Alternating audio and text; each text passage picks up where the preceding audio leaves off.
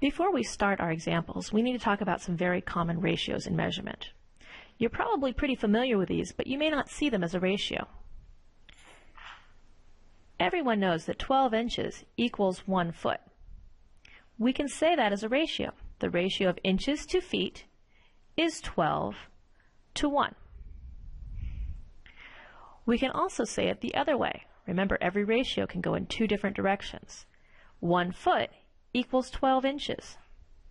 The ratio of feet to inches is 1 to 12. These are important ratios because we've got to remember order matters. If we want to turn inches into feet, we can use this ratio. If we want to turn feet into inches, we would use this ratio. We can do this the same for feet and yards. 3 feet equals 1 yard. The ratio of feet to yards is 3 to 1. And 1 yard equals 3 feet. The ratio of yards to feet is 1 to 3. If I turn each of these ratios into the value of the ratio, the value of this ratio is 12 wholes. The value of this ratio is 1/12. Remember, every ratio, since it can be written two ways, can have two different values. And for yards to feet, the value of this ratio is 3 wholes. The value of this ratio is 1/3. This means there are 12 times as many inches as feet. This means there are 1/12 as many feet as inches. Order matters. Now we're going to find out how many feet are in 48 inches. We're going to make a ratio table that compares feet and inches. We're going to use the conversion rate of 12 inches per foot, or 1/12 foot per inch. Remember those values of ratios we talked about? There they are, 12 inches per foot, or 1/12 foot per inch. So we're going to make a table, and this table is going to compare feet to inches. 1 foot has 12 inches. 12 inches per foot, or 1/12 foot per inches. If I find 2 feet, 2 times 12 is 24.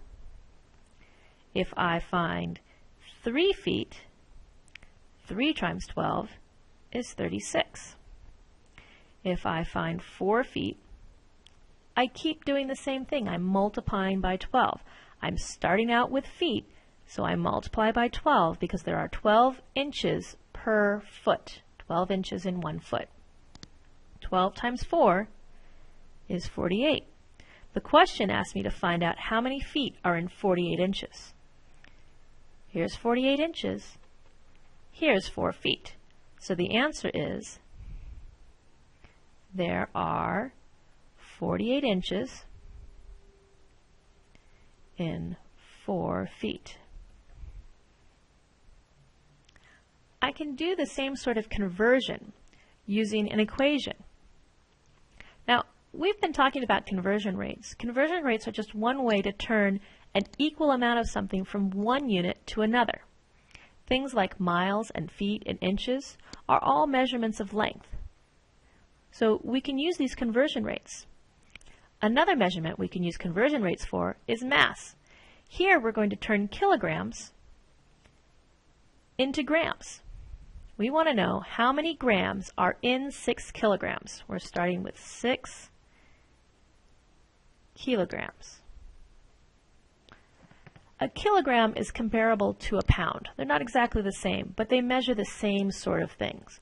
We would measure textbooks in pounds. We would measure bottles of soda in pounds or kilograms. But we would measure things like paper clips in grams or ounces. So small things get measured in smaller units. Here it says that our conversion rate is going to be 1,000 grams per kilogram. 1,000 grams per 1 kilogram.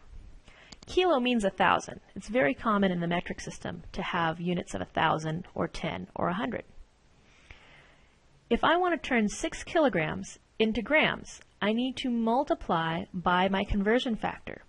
Since I already have kilograms and I want to turn it into grams, I'm going to use the conversion factor that has 1,000 grams on the top as opposed to the bottom. So I'm going to multiply the two of these. 6 times 1,000, I love multiplying by powers of 10 because that is 6,000,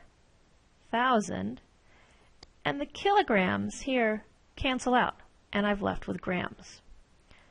So 6 kilograms multiplied by our conversion rate is 6,000 grams.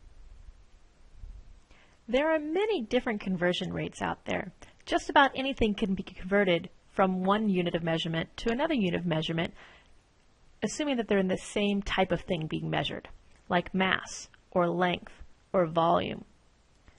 Even money we can convert from dollars to pounds, or yen, or francs, or euros. Here are some common units of measurement and where they belong. Mass is a measurement of how heavy or how much something weighs. We can measure it in pounds, or tons, or ounces. Those are all considered English measurements. And then the metric measurements are grams, kilograms, metric tons,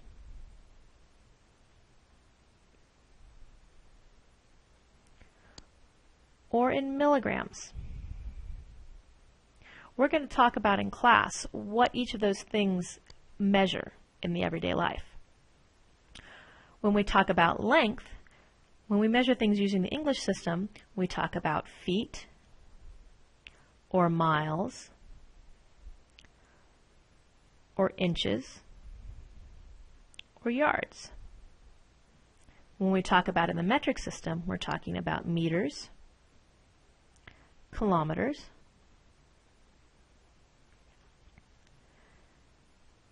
centimeters, or millimeters.